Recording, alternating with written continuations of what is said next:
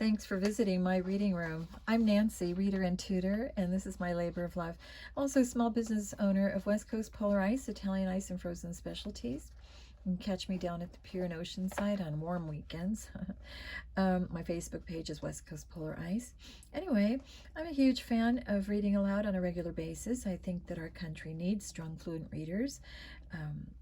And with great critical thinking skills now more than ever. My mission is to help build a love for reading cover to cover, one book at a time. And if you enjoy my channel, please like, share, and subscribe. I thank you so much. And today's classic read is a Goosebumps book by R.L. Stine called The Haunted Mask.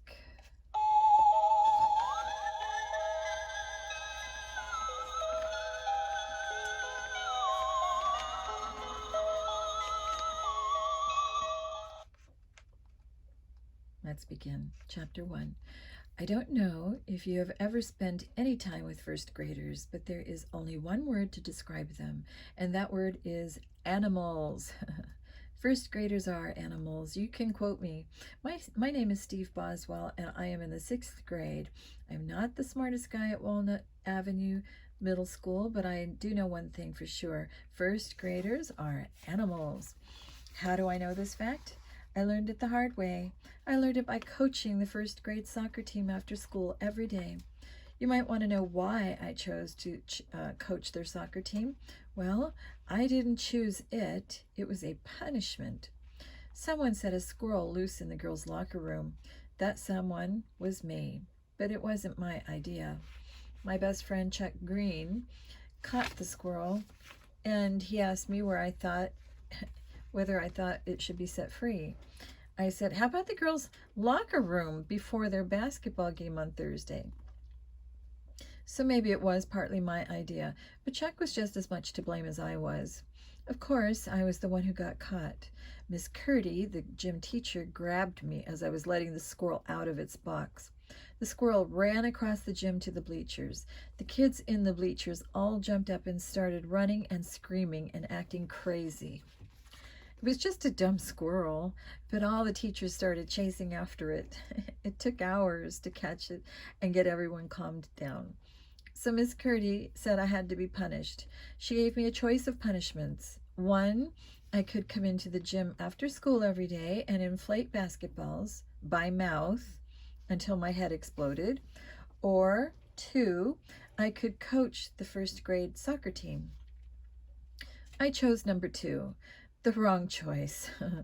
My friend Chuck was supposed to help me coach the team, but he told Miss Curdy he had an after-school job. Do you know what his after-school job is? Going home and watching TV. A lot of people think that Chuck and I are best friends because we look so much alike. We're both tall and thin. We both have straight brown hair and dark brown eyes. We both wear baseball caps most of the time. Sometimes people think we're brothers. But that's not why I like Chuck, and Chuck likes me. We're best friends because we make each other laugh. I laughed really hard when Chuck told me what his after-school job was. But I'm not laughing now. I'm praying. Every day I pray for rain. If it rains, the first graders don't have soccer practice. Today, unfortunately, is a bright, clear, beautiful October day. Standing on the playground behind school, I searched the sky for a cloud, any cloud, but saw only blue. Okay, listen up, Hogs, I shouted. I wasn't making fun of them. That's the name they voted for their team. Do you believe it? The Walnut Avenue Hogs. Does that give you an idea of what these kids are like? I cupped my hands around my mouth and shouted again, line up, Hogs. Andrew Foster grabbed the whistle I wear around my neck and blew it in my face. Then Duck Benton tromped down hard on my new sneakers. Everyone calls him Duck because he quacks all the time. He and Andrew thought that was a riot. Then Marnie Rosen jumped up behind me, threw her arms around my neck, and climbed on my back. Marnie has curly red hair, freckles all over her face, and the most evil grin I ever saw on a kid. Give me a ride, Steve, she said. I want a ride. Marnie, get off me, I cried. I tried to loosen her grip on my neck. She was choking me. The Hogs were all laughing now. Marnie, I can't breathe, I gasped. I bent down and tried to throw her off my back, but she hung on even tighter. Then I felt her lips press against my ear. What are you doing? I cried. Was she trying to kiss me or something? Yuck! She spit her bubblegum into my ear. Then, laughing like a crazed fiend, she hopped off me and went running across the grass, her curly red hair bouncing behind her. Give me a break, I cried angrily. The purple gum stuck in my ear. It took me a while to scrape it all out. By the time I finished, they had started to practice a practice game. Have you ever watched 6-year-olds practice soccer? It's chase and kick, chase and kick. Everybody chased the ball. Everybody tried to kick it. I tried to teach them positions. I tried to teach them how to pass the ball to each other. I tried to teach them teamwork, but all they want to do is chase and kick, chase and kick. Which is fine with me, as long as they leave me alone. I blow my whistle and act as umpire and try to keep the game going. Andrew Foster kicked a big clump of dirt on my jeans as he ran by. He acted as if it was an accident, but I knew it was deliberate. Then Duck Benton got into a shoving fight with Johnny Myers. Duck watches hockey games on TV with his dad, and he thinks you're supposed to fight. Some days Duck doesn't chase after the ball at all. He just fights. I let them chase and kick for an hour. Then I blew the whistle to call practice to an end. Not a bad practice, only one bloody nose, and that was a win because it wasn't mine. Okay, Hogs, see you tomorrow, I shouted.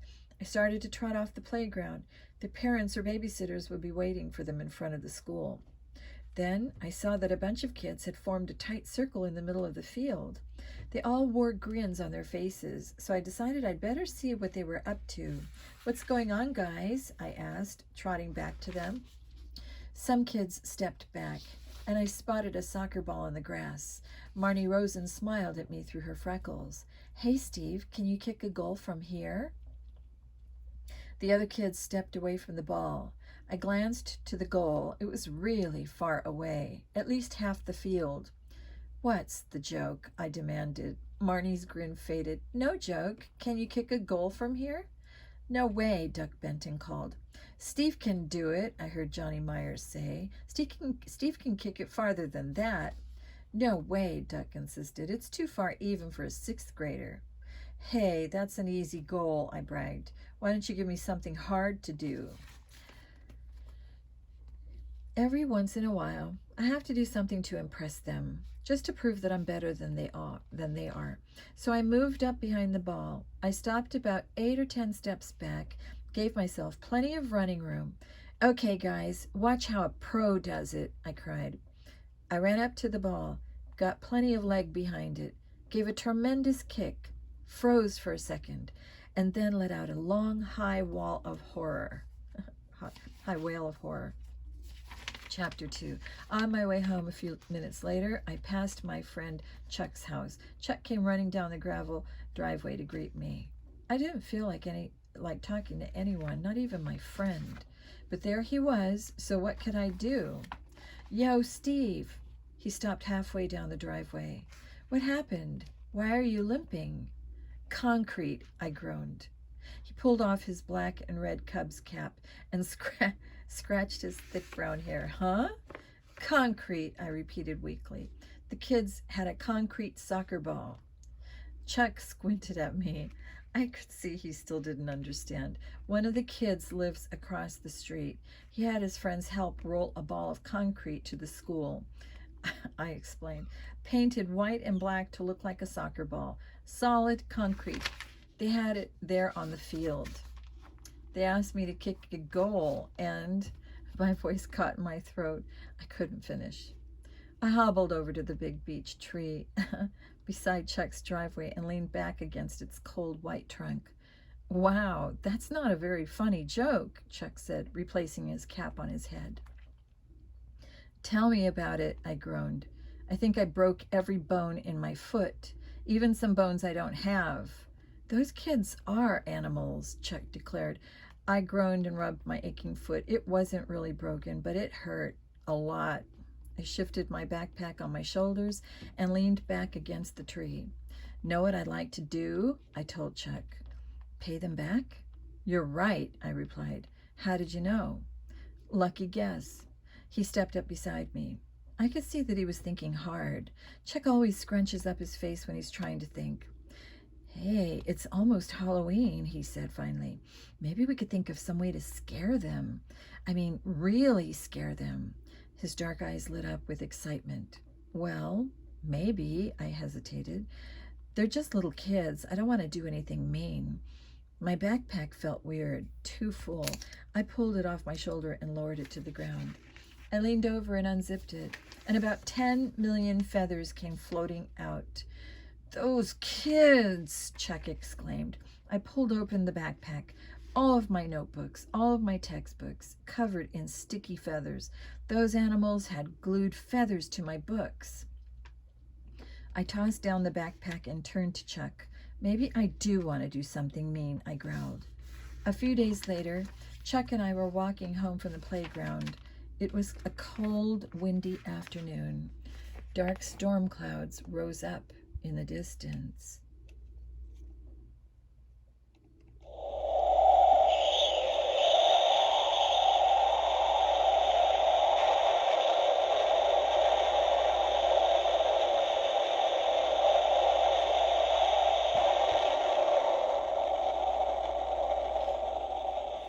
The storm clouds were too late to help me. I had just finished afternoon practice with the hogs. It hadn't been a bad practice. It hadn't been a good practice either. Just as we started, Andrew Foster lowered his head and came at me full speed. He weighs about 1,000 pounds, and he has a very hard head. He plowed into my stomach and knocked the wind out of me. I rolled around on the ground for a few minutes, groaning and choking and gasping. The kids thought it was pretty funny. Andrew claimed it was an accident. I'm going to get you guys back, I vowed to myself. I don't know how, but I'm going to get you guys. Then Marnie Rosen jumped on my back and tore the collar off my new winter coat. Chuck met me after practice. He'd started doing that now. He knew that after 1 hour with first graders, I usually needed help getting home. I hate them, I muttered. Do you know how to spell hate? H-O-G-S. My torn coat collar flapped in the swirling wind. Why don't you make all them practice with a concrete ball?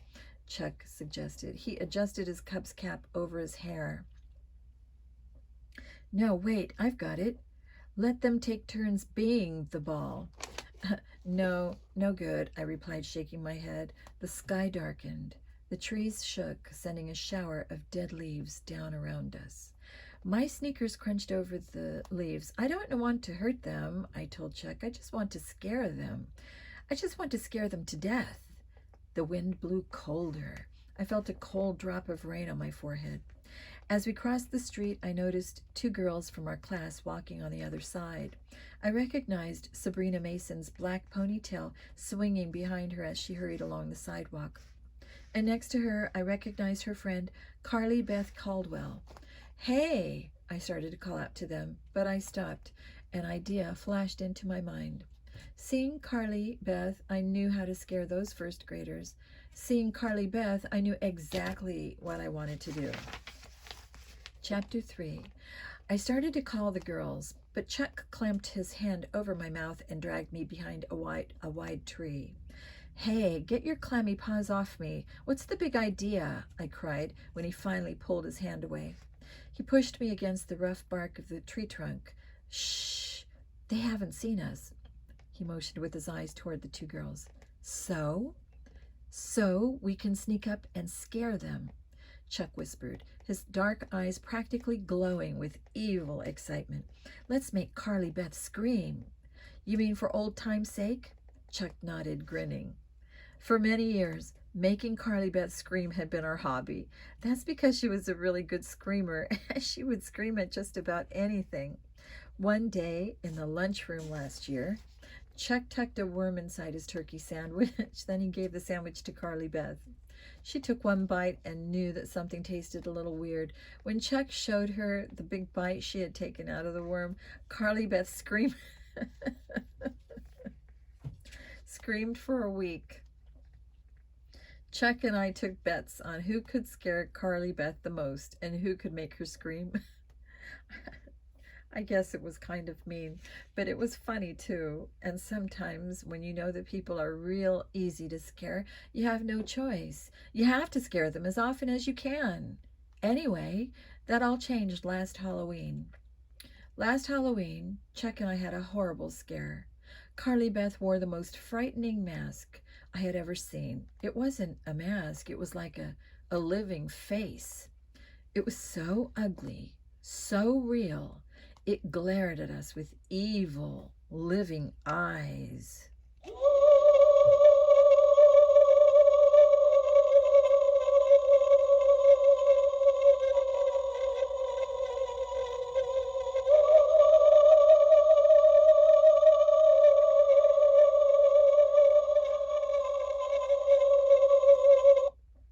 Its mouth sneered at us with real lips.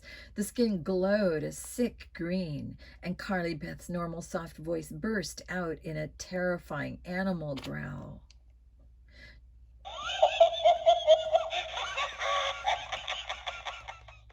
Chuck and I ran for our lives. No joke, we were terrified. We ran for blocks, screaming the whole way. It was the worst night of my life. Everything changed after that. Nearly a whole year has gone by, and we haven't tried to scare Carly Beth once. I don't think Carly Beth can be scared. Not anymore. After last Halloween, I don't think anyone scares her. She is totally fearless. I haven't heard her shriek or scream once the entire year. So I didn't want to try to scare her now. I needed to talk to her about that scary mask of hers. But Chuck kept pressing me back against the tree trunk. "Come on, Steve," he whispered. "They don't see us. We'll duck down behind the hedges and get ahead of them. Then, when they come by, we'll jump out and grab them." "I don't really," I started, but I could see that Chuck had his heart set on scaring Carly Beth and Sabrina. So I let him pull me down out of sight. A light rain had started to fall. The gusting wind blew the raindrops into my face. I crept along the hedge, bent low, following Chuck. We passed by the girls and kept moving. I could hear Sabrina's laugh behind us. I heard Carly Beth say something else. Then Sabrina laughed again. I wondered what they were talking about. I stopped to glance through the hedge. Carly Beth had a weird expression on her face. Her dark eyes stared straight out. She was moving stiffly. She had the collar of her blue down jacket pulled up high around her face. I ducked down low again as the girls came closer. I turned and saw that Chuck and I were standing on the wide front lawn of the old Carpenter mansion. I felt a chill as I stared across the weed-choked lawn at the gloomy old house covered in a deep darkness. Everyone said that the house was haunted by people who had been murdered inside it 100 years ago.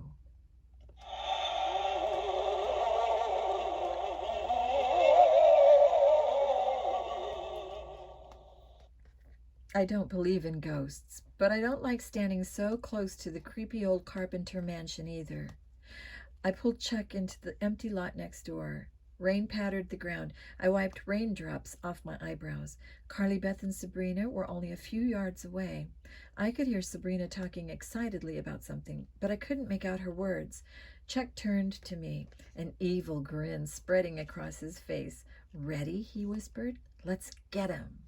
We leaped to our feet. Then we both jumped out, screaming at the top of our lungs. Sabrina gasped in shock. Her mouth dropped to her knees. Her hands flew up in the air. Carly Beth stared at me. Then her head tilted against the blue jacket collar, tilted and fell. Her head fell off her shoulders. It dropped to the ground and bounced onto the grass. Sabrina lowered her eyes to the ground. She gaped at Carly Beth's fallen head in disbelief. Then Sabrina's hands began to flail the air crazily. She opened her mouth in a scream of horror and screamed and screamed and screamed. Chapter 4. I swallowed hard. My knees started to buckle. Carly Beth's head stared up at me from the grass. Sabrina's shrieks rang in my ears, and then I heard soft laughter.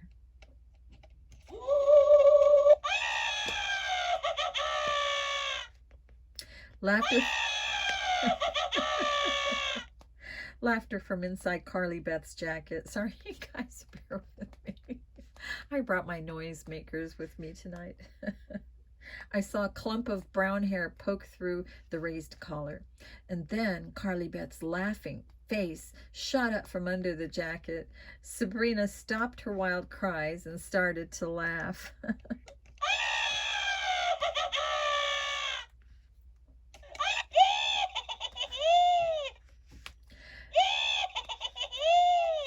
Gotcha, Carly Beth cried. She and Sabrina fell all over each other, laughing like lunatics. Oh, wow, Chuck groaned. My knees were still shaking. I don't think I'd taken a breath the whole time. I bent down and picked up Carly Beth's head, some kind of dummy head, a sculpture, I guess. I rolled it around between my hands. It was amazing. It looked just like her. It's a plaster of Paris, Carly Beth explained, grabbing it away from me. My mom made it. But it's so real looking, I choked out. She grinned. Mom is getting pretty good. She keeps doing my head over and over. This is one of her best. It's okay, but it didn't fool us, Chuck said. Yeah, we knew it was a fake, I quickly agreed. But my voice cracked when I said it. I was still kind of in shock. Sabrina shook her head. Her black ponytail waved behind her. Sabrina is very tall, taller than Chuck and me. Carly Beth is a shrimp. She only comes up to Sabrina's shoulder. You should have seen the looks on your faces, Sabrina exclaimed. I thought your heads were going to fall off. The two girls hugged each other again and had another good laugh. We saw you a mile away, Carly Beth said, twirling the head in her hands. Luckily, I brought this head in to show off in art class today, so I pulled my jacket over my head and Sabrina tucked the plaster head into the collar. You guys scare pretty easy, Sabrina smirked. We weren't scared, really, Chuck insisted. We were just playing along. I wanted to change the subject. The girls would talk all day and night about how dumb Chuck and I were, if we let them. I didn't want to let them. The rain kept pattering down, blown by a gusting wind. I shivered. We were all getting pretty wet. Carly Beth, you know that mask you wore last Halloween? Where did you get it? I asked. I tried to sound casual. I didn't want her to think it was any big deal. She hugged her plaster head against the front of her jacket. Huh? What mask? I groaned. She is such a jerk sometimes. Remember that really scary mask you had last Halloween? Where did you get it? She and Sabrina exchanged glances. Then Carly Beth said, I don't remember. Give me a break, I groaned. No, really, she insisted.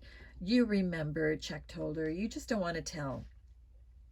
I knew why Carly Beth didn't want to tell. She was probably planning to get another truly terrifying mask at the same store for this Halloween. She wanted to be the scariest kid in town. She didn't want me to be scary too. I turned to Sabrina. Do you know where she bought that mask? Sabrina made a zipper motion over her lips. I'm not telling, Steve. You don't want to know, Carly Beth declared, still hugging the head. That mask was too frightening. You just want to be scarier than me, I replied angrily. But I really do need a scary mask this year, Carly Beth. There are some kids I want to scare, and I'm serious, Steve, Carly Beth interrupted. There was something totally weird about the mask. It wasn't just a mask. It came alive. It clamped onto my head and I couldn't get it off. The mask was haunted or something. Ha ha, I said, rolling my eyes. She's telling the truth, Sabrina cried, narrowing her dark eyes on me. The mask was evil, Carly Beth continued. It started giving me orders. It started talking all by itself in a horrible, harsh growl. I couldn't control it, and I couldn't get it off. It was attached to my head. I was so scared. Oh, wow, Chuck murmured, shaking his head. You've got a good imagination, Carly Beth. Good story, I agreed. Save it for English class. But it's the truth, Carly Beth cried. You just don't want me to be scary, I grumbled. But I need a good scary mask like that one. Come on, I begged. Tell us, Chuck insisted. Tell, I repeated, trying to sound tough. No way, Carly Beth replied, shaking her fake round little head. Let's go home. It's really raining hard. Not till you tell, I cried. I stepped in front of her to block her path. Grab the head, Chuck cried. I grabbed the plaster head from Carly Beth's hands. Give it back, she shrieked. She swiped at it, but I swung it out of her reach. Then I tossed it to Chuck. He backed away. Sabrina chased after him. Give that back to her. We'll give it back when you tell us where you bought the mask, I told Carly Beth. No way, she cried. Chuck tossed the head to me. Carly Beth made a wild grab for it, but I caught it and heaved it back to Chuck. Give it back. Come on, Carly Beth cried, running after Chuck. My mom made that. If it gets messed up, she'll kill me. Then tell me where you bought the mask, I insisted. Chuck tossed the head to me. Sabrina jumped up and batted it down. She made a wild dive for it, but I got there first. I picked it off the grass and heaved it back to Chuck. Stop it! Give it back! Both girls were screaming angrily, but Chuck and I kept up our game of keep away. Carly Beth made a frantic leap for the head and fell on her stomach onto the grass. When she stood up, the front of her jacket and her jeans were soaked, and she had grass stains on her forehead. Tell, I insisted, holding the head high in the air. Tell, and you can have the head back. She growled at me. Okay, I warned her. I guess I have to drop kick it onto that roof. I turned toward the house at the top of the lawn. Then I held the head in front of me in both hands and pretended I was going to punt it onto the roof. Okay, okay, Carly Beth cried. Don't kick it, Steve. I kept the mask in front of me. Where did you get the mask? You know that weird little party store a couple of blocks from school? I nodded. I had seen the store, but I had never gone in. That's where I bought it. There's a back room. It was filled with weird, ugly masks. That's where I got mine. All right, I cried happily. I handed Carly Beth back her head. You guys are creeps, Sabrina muttered, pulling her collar up against the rain. She pushed me out of the way and wiped the grass stain off Carly Beth's forehead. I really didn't want to tell you, Carly Beth moaned. I wasn't making that story up about the mask. It was so terrifying. Yeah, sure, I rolled my eyes again. Please don't go there, Carly Beth begged. She grabbed my arm tightly. Please, Steve, please don't go to that party store. I pulled my arm away. I narrowed my eyes at her and I laughed. Too bad I didn't take her seriously. Too bad I didn't listen to her. It might have saved me from a night of endless horror. Chapter 5. Get off me! Get off me, Marnie! I mean it! I shouted. The little red-headed pest hung on to my back, laughing and digging her pudgy fingers into my neck. Why did she think I was some kind of thrill ride? Get off! This is my good sweater, I cried. If you wreck it... She laughed even harder. It had rained all night and all morning, but the clouds had parted at lunchtime. Now the sky was blue and clear. I had no choice. I had to hold soccer practice for the Hogs. Across the playground, I saw Duck Benton fighting with Andrew Foster. Andrew picked up the soccer ball and heaved it with all his might into Duck's stomach. Duck's mouth shot open. He let out a whoosh of breath, and a huge wad of bubblegum went flying into the air. Get off, I pleaded with Marnie. I tried spinning and twirling as fast as I could, trying to throw her off my back. I knew if anything happened to the sweater, Mom would have a fit. You might have asked why I was wearing my best blue wool sweater to soccer practice. Good question. The answer is, it was class photo day, and Mom wanted me to take a really good picture to send to all my aunts and uncles. She made me wear the sweater, and she made me shampoo my hair before going to school and not wear my Orlando Magic cap over it. So I looked like a jerk all day, and now there was soccer practice, and I had forgotten to bring a sweatshirt or something to replace my good sweater.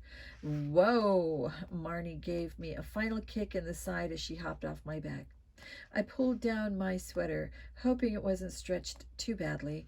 I heard angry shouts and glanced up to find Andrew and Duck swinging their fists at each other and butting heads across the field. I reached for my whistle and grabbed air. Marnie had swiped it. She held it high above her head and ran, laughing, over the grass. Hey, you, I screamed, chasing after the little thief. I took 3 steps and my sneakers slid in the mud. My feet flew out from under me. With an angry cry, I fell forward and landed on my stomach in deep, wet mud.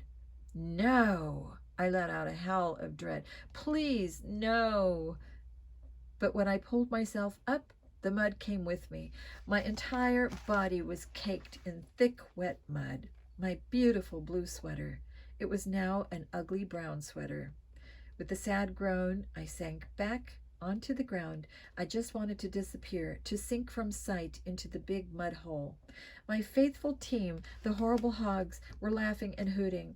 They thought it was a riot. Nice kids, huh? At least my mud dive had stopped Andrew and Duck from fighting. The mud weighed me down as I climbed slowly to my feet.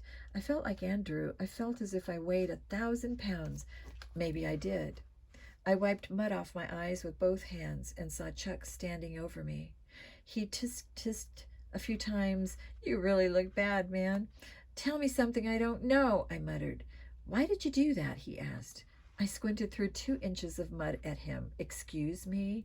You look like Mud Monster or something, Chuck snickered. Ha ha, I said glumly. You told me to meet you here, Steve. You said we were going straight to that party store to buy the you-know-what. He glanced back at my team of first graders. They weren't listening to our conversation. They were too busy flinging mud balls at each other. I scooped my hand along the front of my sweater and scraped off about 10 pounds of glop. I think I'd better go home after practice and get changed first, I told Chuck. Talk about your long afternoons. I had to break up the mud ball fight. Then I had to hand over all of the little angels to their parents and babysitters.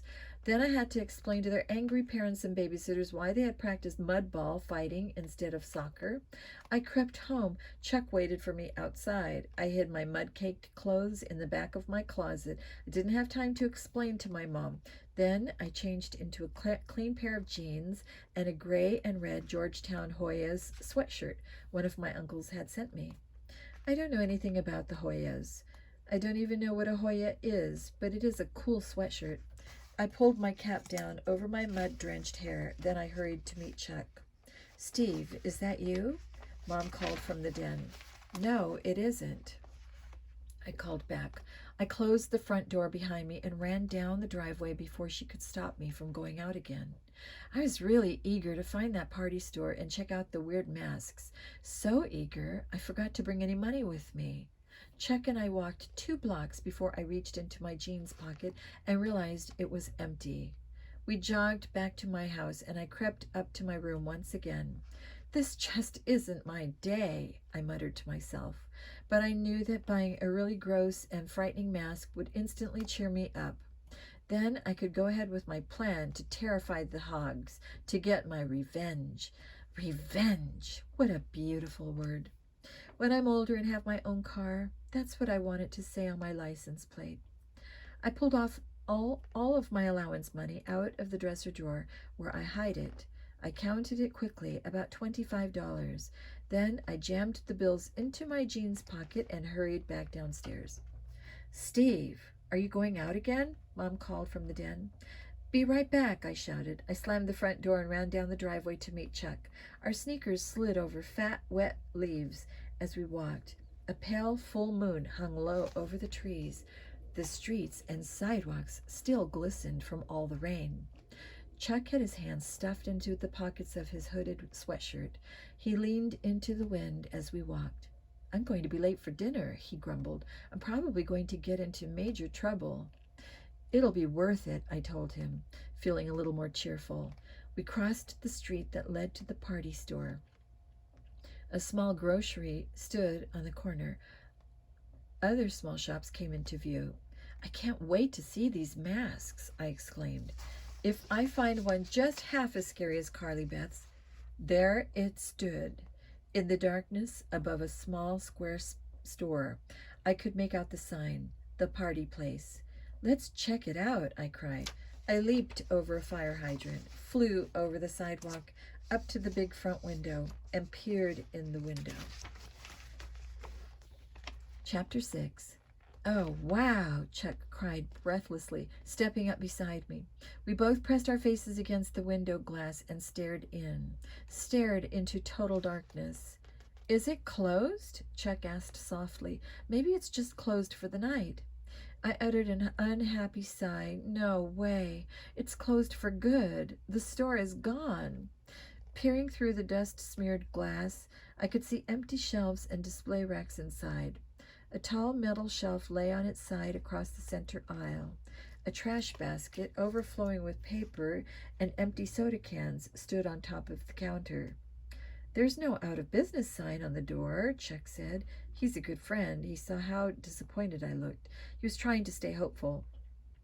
"It's empty," I sighed. "Totally cleaned out. It isn't going to open up again tomorrow morning." "Yeah, guess you're right," Chuck murmured. He slapped my shoulder. "You snap out of it. You'll find a scary mask at some other store." I pushed myself away from the window. "I wanted one like Carly Beth's," I complained. "You remember that mask? You remember those glowing eyes, right? And the way the mouth moved, the way it growled at us with those long, dripping fangs. It was so gross. And it looked really, totally real, like a real monster." "They probably have masks like it at Kmart," Chuck said. "Give me a break," I muttered. I kicked at a candy wrapper that blew across the sidewalk. A car rumbled past slowly. Its headlights rolled over the front of the store, lighting up the bare shelves, the empty counters inside. "We'd better get home," Chuck warned, pulling me away from the store. "I'm not allowed to wander around town after dark." He said something else, but I didn't hear him. I was still picturing Carly Beth's mask, still unable to get over my disappointment. "You don't understand how important this is to me," I told Chuck. "Those first graders are ruining my life. I have to pay them back this Halloween. I have to." "They're just first graders," he replied. "No, they're not. They're monsters. Vicious, man-eating monsters." "Maybe we can make a scary mask," Chuck suggested. "You know, out of paper mache and stuff." I didn't even bother to answer him. Chuck is a good guy, but sometimes he has the dumbest ideas ever thought up by a human. I could just see Marnie Rosen and Duck Benton when I popped out on Halloween. "Oh, we're scared. We're scared. Paper mache." "I'm hungry," Chuck grumbled. "Come on, Steve, let's get out of here." "Yeah, okay," I agreed. I started to follow him down the sidewalk, then stopped. Another car had turned onto the street. Its headlights rolled over a narrow alley beside the party store. "Whoa, Chuck, check it out." I grabbed the shoulder of his sweatshirt and spun him around. "Look." I pointed into the alley. "That door is open." "Huh? What door?" I dragged Chuck into the alley. A large black trap door in the sidewalk had been left up. It caught the light from a street lamp on the sidewalk. Chuck and I peered in through the door. Steep concrete steps led down to a basement. The basement of the party store. Chuck turned to me, a confused expression on his face. "So? They left the basement door open. So what?" I grabbed the open trap door and leaned over the steps, squinting into the dim light from the street lamp. "There are boxes down there, a whole bunch of cartons." He still didn't understand. "Maybe all the masks and costumes and party things are packed up in those cartons. Maybe the stuff hasn't been shipped away yet." "Whoa, what are you thinking about?" Chuck demanded. "You're not going down there, are you? You're not going to sneak down to that dark basement and try to steal a mask, are you?" I didn't answer him. I was already halfway down the stairs. Chapter 7. My heart began to pound as I made my way down. The steps were narrow and slippery, slick from all the rain. "Oh," I let out a cry as one foot slid over the concrete step, and I felt myself start to fall. I shot out both hands in search of a railing, but there wasn't one. I landed on the hard basement floor with a loud thud, luckily on both feet. Feeling shaken, I took a deep breath and held it. Then I turned back to the trapdoor and called up to Chuck. "I'm okay. Get down here." In the light from the street lamp, I could see his unhappy face peering down at me. I really don't want to," he called softly. "Chuck, hurry," I insisted. "Get out of the alley. If someone drives by and sees you, they'll get suspicious." "But it's so late, Steve," he whined, "and it isn't right to break into basements." "And we're not breaking in." I called up to him impatiently. "The door was open, right?"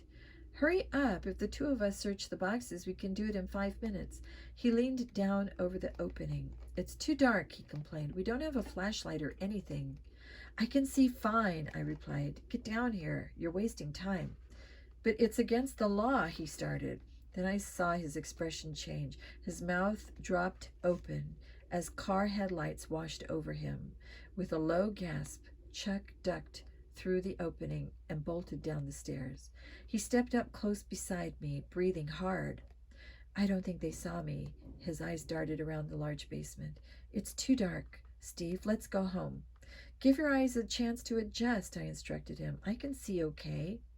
I gazed slowly around the basement. It was bigger than I'd thought. I couldn't really see the walls. They were hidden in darkness. The ceiling was low, only a foot or two over our heads. Even in the dim light, I could see the thick cobwebs in the rafters. The cartons had been stacked in 2 rows near the steps. Somewhere, way across the room, I could hear the steady drip, drip, drip of water. Oh, I jumped when I heard a clattering sound.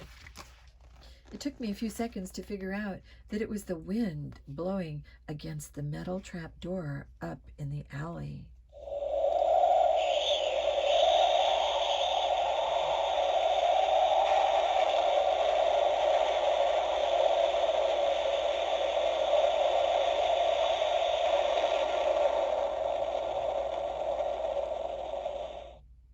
I made my way over to the nearest carton and bent over to examine it. The flaps were folded over each other, but the carton wasn't sealed. Let's have a look, I murmured, reaching for the flaps. Chuck had his arms crossed tightly in front of his chest. This isn't right, he protested. It's stealing. We haven't taken anything, I protested. And even if we do find a good scary mask and take it, we'll just borrow it. We'll return it after Halloween. Aren't you a little scared? Chuck asked softly, his eyes moving all around the dark room. I nodded.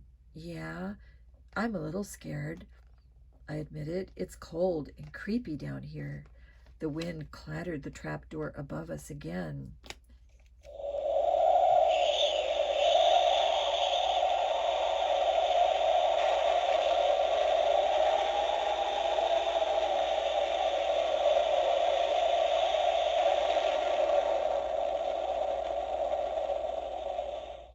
I heard the faint drip of water against the concrete floor. Let's hurry, I urged. Help me. Chuck stepped beside me, but he just stared down at the box and didn't try to help. I pulled open the first carton, pushed back the cardboard flaps, and peered inside. What is this stuff? I reached in and pulled out a cone-shaped party hat. The box was stuffed with party hats. This is great, I whispered happily to Chuck. I dropped the hat back in the box. I was right. All the stuff from the store is packed up down here. We're going to find the scary masks. I know we will. Cartons were stacked on top of cartons. I pulled down another one and started to pull it open. Chuck, you take the bottom one, I instructed. He hesitantly reached for the box. I have a bad feeling about this, Steve, he murmured. Just find the masks, I replied. My heart was thudding. My hands were shaking as I pulled open the second carton. I was really excited.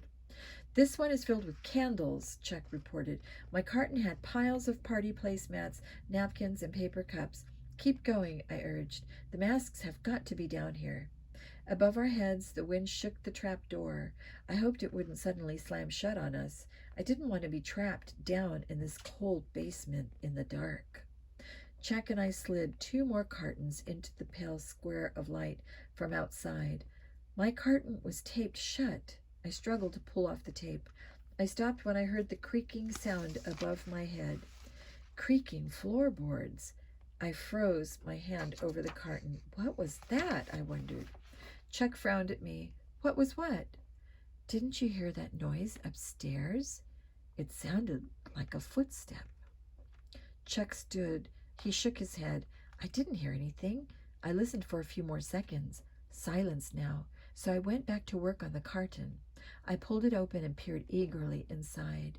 Greeting cards, dozens of greeting cards. I sifted through them. Birthday cards, Valentine's, a whole carton of cards. Disappointed, I shoved the carton to the side and turned to Chuck. Any luck? Not yet.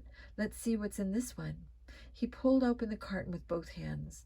Then he leaned over it and peered inside. Oh, yuck, he cried. It's so gross, Chuck groaned. What is it? What? I demanded. I leaped over my carton to get to him. Check it out. A grin spread over Chuck's face as he pulled something out of the carton. I gasped as I saw an ugly purple face with broken teeth and a long, fat worm poking out of a hole in its cheek. You found them! I shrieked. Chuck let out a gleeful laugh. A whole carton of masks, and they're all totally gross. I grabbed the ugly mask from his hand and studied it. Hey, it feels warm.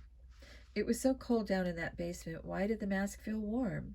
The worm bobbed out of the ugly face as it were alive.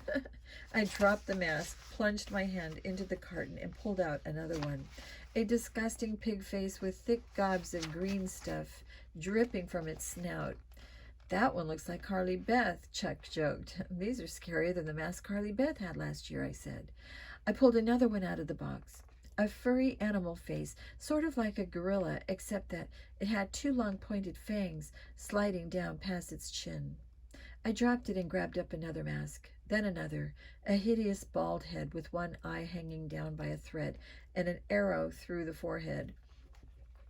I tossed it to Chuck and pulled out another one. This is amazing, I cried happily. These would terrify those kids. How will I ever choose the best one? Chuck let out a disgusted groan and dropped the mask he was holding into the box. They feel like real skin. They're so warm. I didn't pay any attention to him. I was busy digging down to the bottom of the carton. I wanted to check out each mask before I made my choice. I wanted the scariest, grossest mask in the box. I wanted a mask that would give those first graders more nightmares than they had ever given me. I pulled out a mask of a girl's face with a lizard's head poking out from her mouth. No, not scary enough. I pulled out a mask of a snarling wolf, its lips pulled back to show two jagged rows of pointed teeth. Too wimpy. I pulled out an ugly mask of a leering old man, his mouth twisted in an evil grin. One long, crooked tooth stuck out over his lower lip. The mask had long, stringy yellow hair that drooped down over the old man's craggy forehead. I could see big black spiders climbing in the hair and in the ears. A chunk of forehead was missing, revealing a patch of gray skull underneath. Not bad, I thought. This one even smelled bad. I started to put it back when I heard a creaking sound again, louder this time. The ceiling above my head groaned.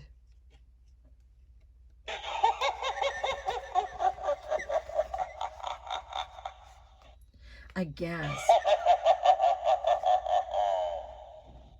It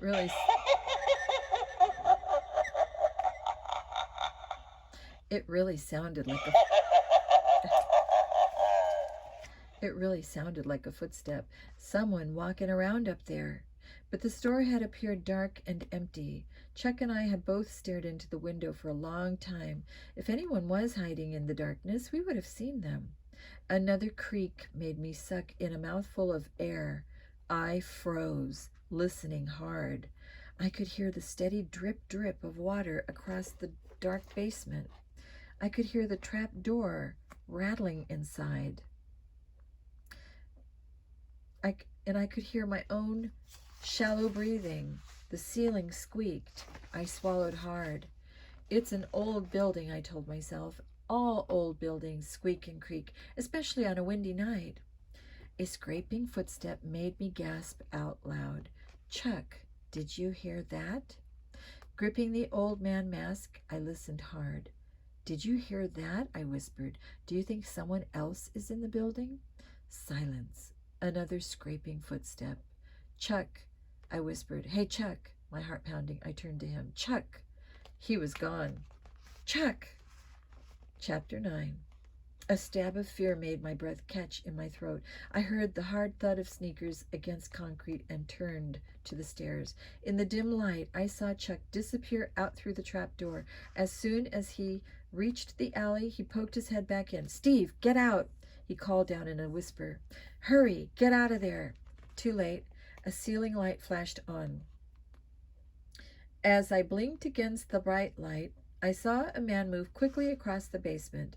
He swept along the wall, pulled a long black cord, and the trap door slammed shut with a deafening clang. Oh, I uttered a weak cry as he turned angrily to me. I was trapped. Chuck got out, but I was trapped. Trapped in the basement with this guy. And what a weird-looking guy. To begin with, he wore a long black cape that swept behind him as he crossed the room to me.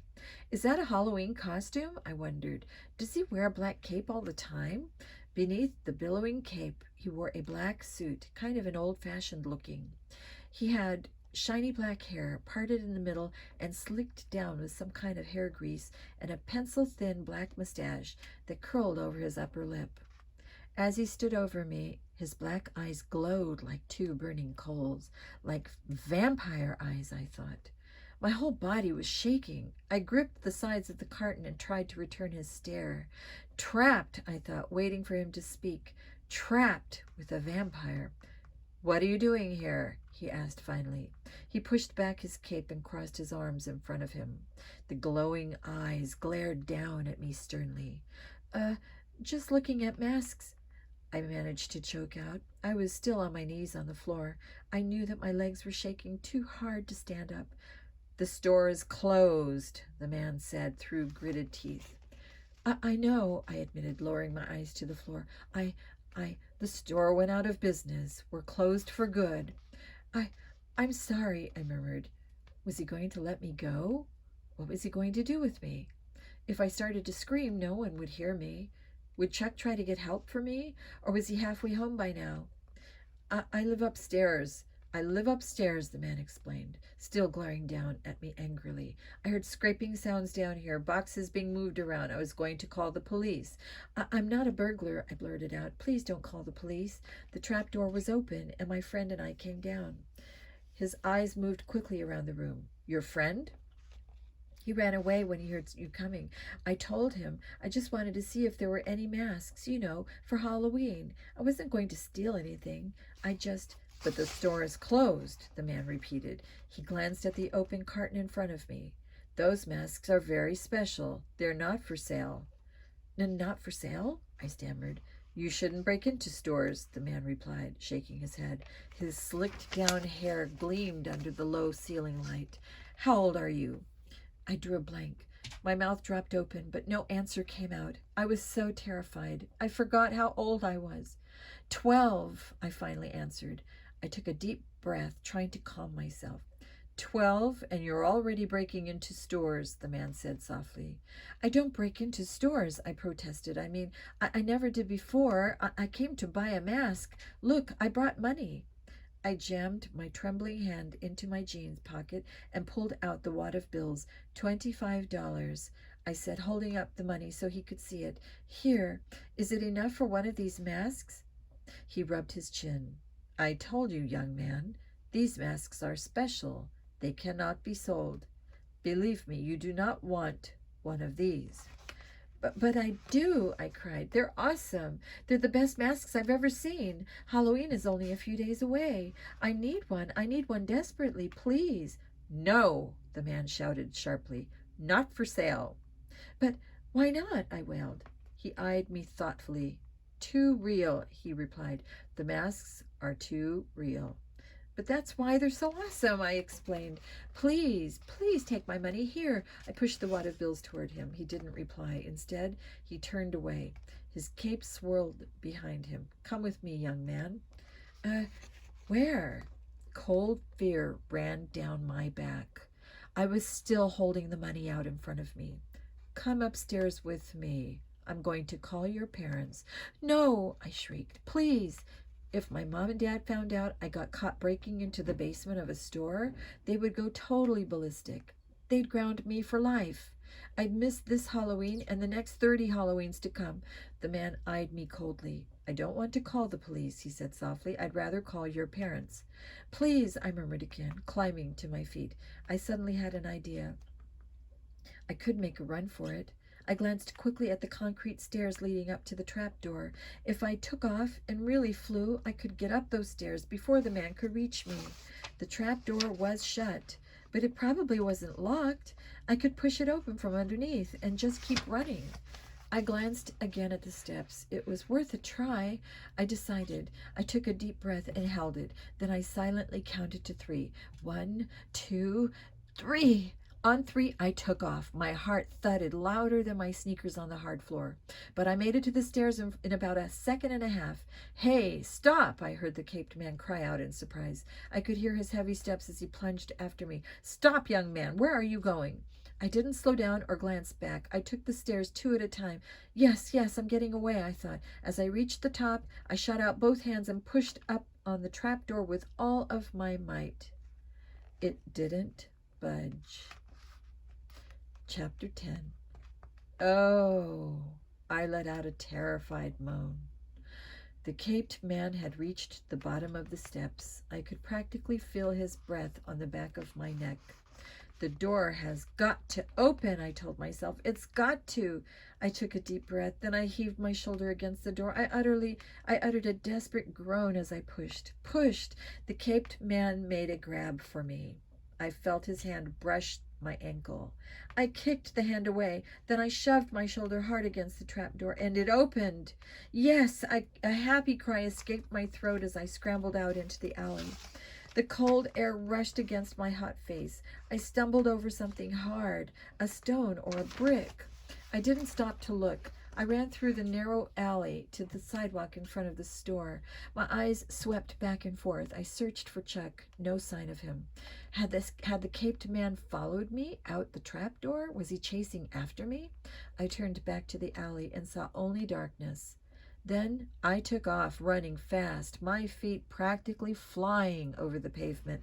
I shot across the street. Bright lights washed over me. A car horn honked, making me jump about a mile. The car roared past. "Hey, Steve!" Chuck stopped. He stepped out from behind a tall evergreen shrub. "You made it." "Yeah, I made it," I replied, gasping for breath. "I didn't know what to do," he stammered. I shook my head. "So you just stood here?" "I waited for you," he said. "I was kind of scared." "Big help." "Get going," I urged, glancing back across the street. "He may be chasing us." We ran side by side, our breath steaming up into the cold night air. The houses and dark lawns whirred past in a gray-black blur. We didn't say another word to each other. 3 blocks later, I slowed down as we reached Chuck's house. I leaned over and tried to shake away the sharp pain in my side. I always get a little pain like that when I run more than a few blocks. "See you," Chuck cried breathlessly. "Sorry you didn't get your mask." "Yeah, it's too bad," I murmured glumly. I watched him run along the side of his house until he disappeared around the back. Then I took a deep breath and took off again, jogging now toward my house on the next block. My heart was still racing in my chest, but I was starting to feel calmer. The man in the black cape didn't chase after us. In a few seconds, I would be safe in my own home. Halfway up our driveway, I slowed to a stop. The pain in my side had faded to a dull ache. I stepped into the yellow light from the front porch. I could hear my dog Sparky barking inside the house. Sparky knew I was home. As I climbed onto the front stoop, a smile crossed my face, a very wide smile. I was pleased with myself, in fact. I was overjoyed. I felt like leaping in the air, or maybe doing a wild crazy dance, or crowing like a rooster, or tilting my head back and howling at the moon. The evening had been a total success. I didn't tell Chuck. I didn't want Chuck to know. But when the caped man clicked on the basement light, in that split second before he saw me and I saw him, I grabbed a mask from the carton and I shoved it under my sweatshirt. I had a mask.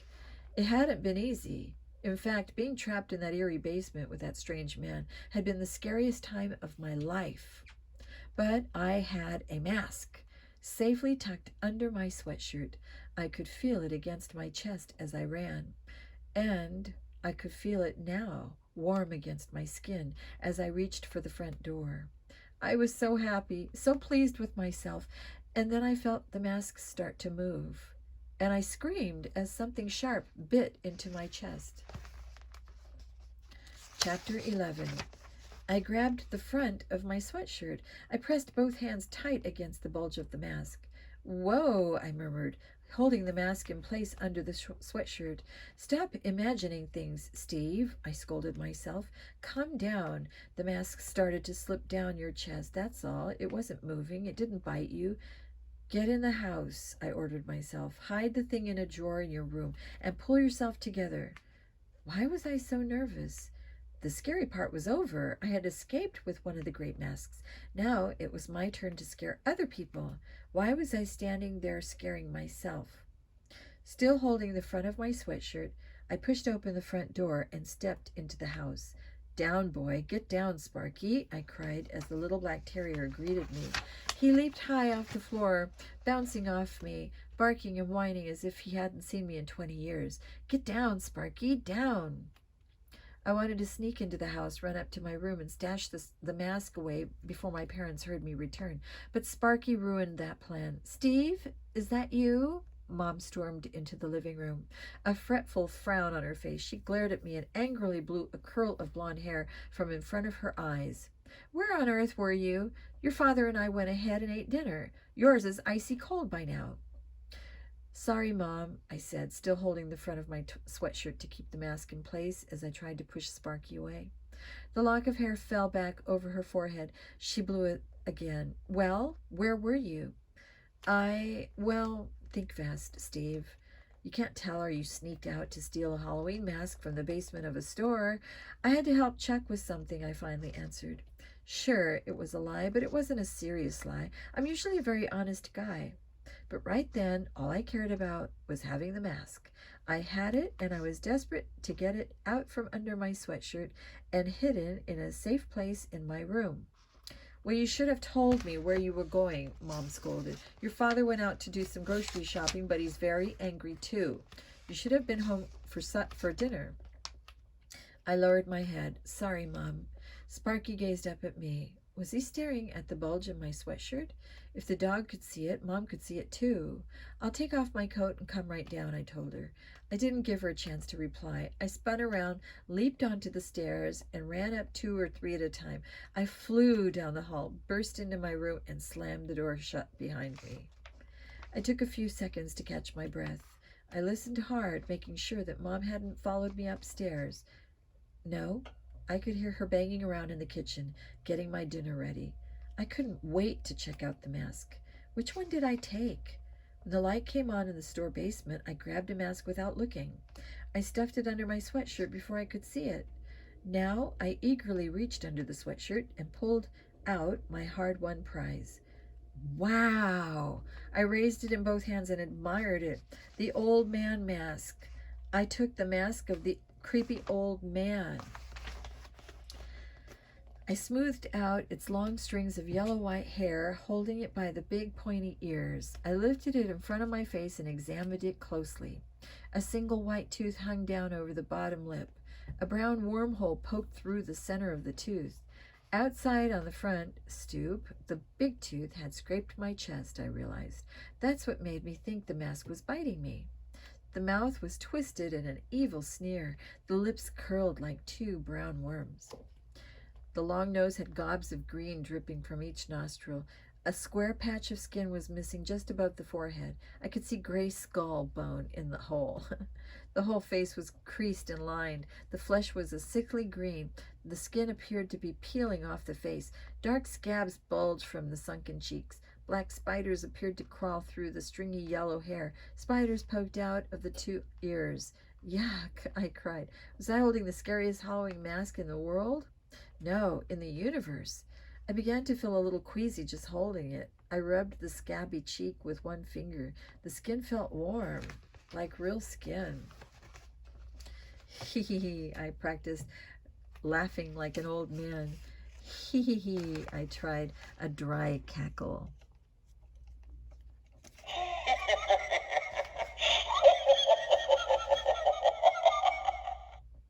Look out, hogs.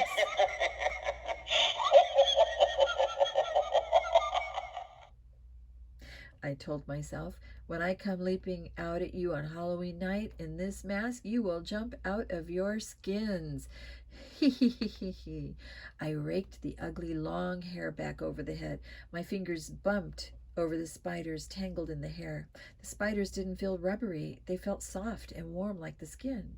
I gazed down happily at the disgusting old face. It sneered back at me. The brown warm lips quivered. Should I try it on? I carried it over to the mirror on my closet door. I was dying to see what I'd look like. I'll slip it on just for a second, I decided. Long enough to see how ugly and frightening I'd look. Holding it in both hands, I raised the mask over my head. Then, slowly, carefully, very carefully, I began to pull the mask down, down, down over my face. Chapter 12. Steve! Mom's loud cry from downstairs startled me. Steve, where are you? Get down here for your dinner. Coming, I shouted back. I lowered the mask. I'll try it on later, I decided. I walked quickly to the dresser and pulled open my sock drawer. Smoothing the long spidery hair over the ugly face, I sat the mask down carefully in the drawer. Then I hid it under several pairs of socks and closed the drawer. I hurried down to the kitchen. Mom had a salad on the table and a plate of warmed-up macaroni and cheese. My stomach growled. I suddenly realized that I was starved. I sat down, pushed the salad aside, and started forking up the macaroni as fast as I could. I glanced down to see Sparky staring up at me with his big, black, soulful eyes. He saw me looking at him and tilted his head. Sparky, I said, you don't like macaroni, remember?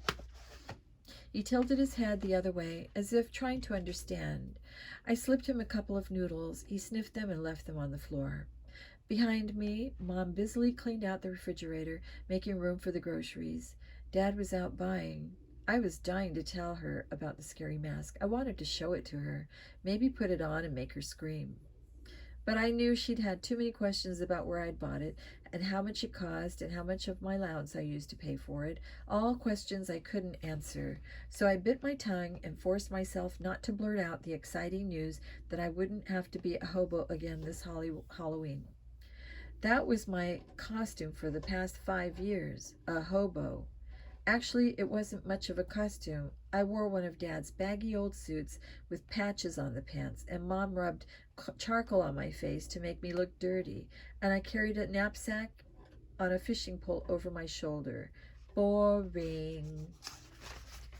This Halloween will be different. I promised myself this Halloween will not be boring. I was so happy as I sat gobbling down macaroni and cheese. I couldn't get that creepy mask out of my mind. I'm not going to tell anyone about it, I decided. I'm going to scare everyone I know. I'm not even going to tell Chuck. After all, he ran away and left me down in that dark basement.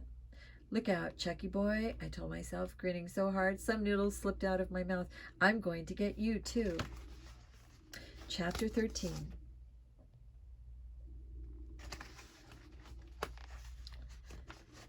Actually, we're going to end here for now, and I will continue on chapter 13 in just the next clip after I charge my battery, my phone. Over and out.